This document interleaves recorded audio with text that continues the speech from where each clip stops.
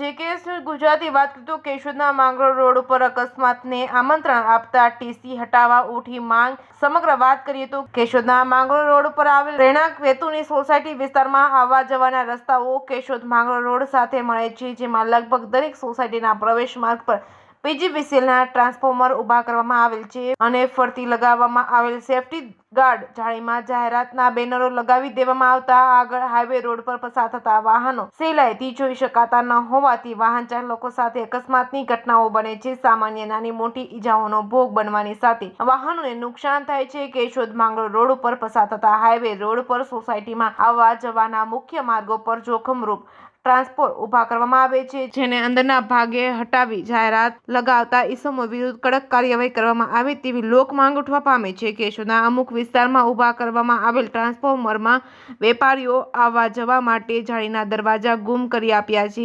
એવી જગ્યાએ કડકાઈથી દરવાજા લગાવી બંધ કરવામાં આવે અથવા હટાવી લેવામાં આવે તો રસ્તો ખુલ્લો થઈ જાય છે. કેશોદ શહેરના દિગ્ગજ પદાધિકારીઓ અને આગેવાનો માંગરોળ રોડ ઉપર વસવાટ કરતા હોય ત્યારે સામાન્ય વાહન ચાલકોને પડતી મુશ્કેલીઓને અંગે રજૂઆત કરવામાં આવશે કે કેમ એ તો હવે આવનારા દિવસોમાં જ ખબર પડશે. Reporting by Raju Pandya, Keshod. હું ઘનશ્યામભાઈ પટોડિયા વેપારી છું. માંગરોળ રોડ ઉપર ડૉક્ટર પટોડિયાના દવાખાને નીચે ટીસી આવેલું છે, ત્યાં ફરતી રેલિંગ પણ છે અને તે રેલિંગ ફરતે જાહેરાતો મારેલી છે.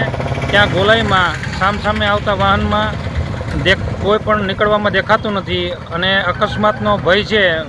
મેં પીજીવીસીએલને એક વખત જાણ પણ કરેલી છે, પણ કોઈ પણ નિકાલ કરેલો નથી અને ત્યાં વારંવાર અકસ્માત સર્જાય છે. અને આજ તાજેતરમાં જાણવા મળ્યું છે મીડિયાના માધ્યમથી કે પીપલિયાનગરમાં આને કારણે એક અકસ્માત થયેલ છે. તો આ ટીસી ગમે ત્યાં હટાવી અને આ વાતનો તાત્કાલિક નિકાલ કરે એવી મારી પીજીવીસીએલના કર્મચારીને નમ્ર વિનંતી છે.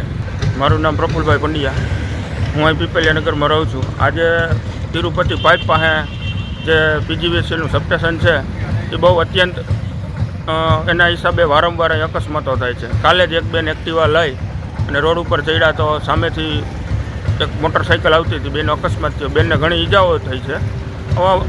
અને આ જે સબસ્ટેશન છે એને ફરતે ઓલી બોડી ગાર્ડ માટે જે એમાં જાહેરાતો વેપારીઓ મારી જાય છે.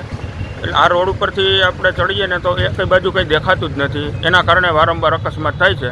એટલે મીડિયાના માધ્યમથી અમે પીજીવીસીએલને જાણ કરીએ છીએ કે વહેલી તકે આ પ્રશ્નનું નિરાકરણ આવે એવી અમે અપેક્ષા રાખીએ છીએ. શું કરવું જોઈએ? પીજીવીસીએલે શું કામ કરવું જોઈએ? પીજીવીસીએલે અહીંયા આમ અંદરની સાઈડ જગ્યા પણ છે, તો આ બે પોલ જે છે એ અંદરની સાઈડ લઈ લે તો રસ્તો ખુલ્લો થઈ જાય છે અને બંને બાજુ વાહન આવતા જતા તો બધાને દેખાય. રેલિંગ પર બોર્ડ મારવામાં આવે છે. હા, એની ઉપર જાહેરાતોના વેપારીઓના બોર્ડ હોય છે, એ દૂર કરવા જોઈએ.